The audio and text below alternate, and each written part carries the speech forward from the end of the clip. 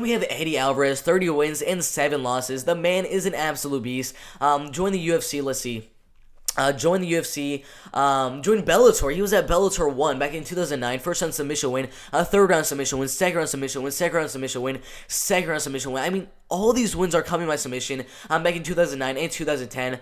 They got a second round doctor stoppage, a decision right here over Pat Caron for the Bellator lightweight championship. Then lost his fight to Michael Chandler, who was undefeated at the time, by fourth round rear naked choke submission. After that, first round knockout win, decision win over Michael Chandler, one of the best lightweight fighters in the world at the time, and is about to fight for the lightweight belt inside of the UFC. After that win over Michael Chandler, joined the UFC in 2014. Lost one fight to Donald Cerrone, came back with a lot of wins over former champions at Javier Dos Anjos, Anthony Pettis, and Gilbert Melendez by split decision, and then first round knockout. Then fought Conor McGregor after getting the belt against Javier Dos Anjos. Fought Conor McGregor.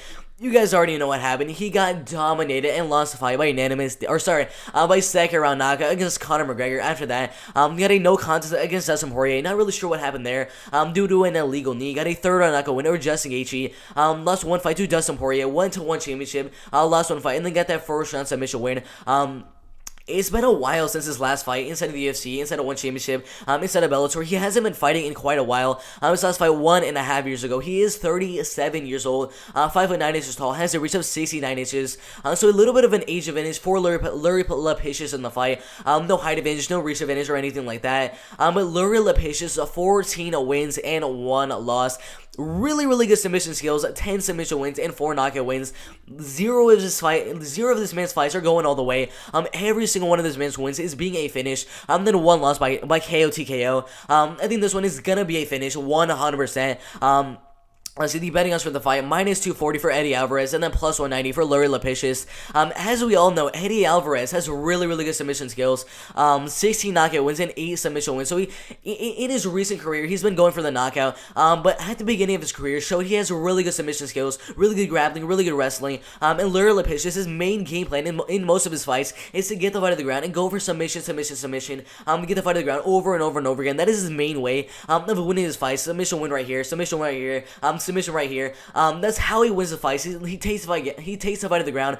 Goes for the TKO. Goes for the submission. That is what he does. But Eddie Alvarez has really good submission defense. Has really good takedown defense. And most likely, if he keeps the fight on the feet, is gonna win the fight on the feet. I think this one is gonna be a striking fight. Even though Luri Lapicus has really good submission skills, I think the fight is gonna stay on the feet. And Eddie Alvarez, man, is gonna have the striking advantage over Luri Lapicus in the fight. And I think he's gonna do really good on the feet. And I definitely see why they have him as a -240 favorite in the fight, because in the grappling game, he's definitely a little bit better than Luri Lapicus, and in the striking game, he's also a little bit better than Luri Lapicus. So wherever the fight goes, the wrestling, the grappling, the jiu-jitsu, the striking, the kickboxing, the Muay Thai, I mean, literally all around, Eddie Alvarez is the better fighter, and I think there's a high chance we see a finish from Eddie Alvarez, or we see a finish from Luri Lapicus in the fight.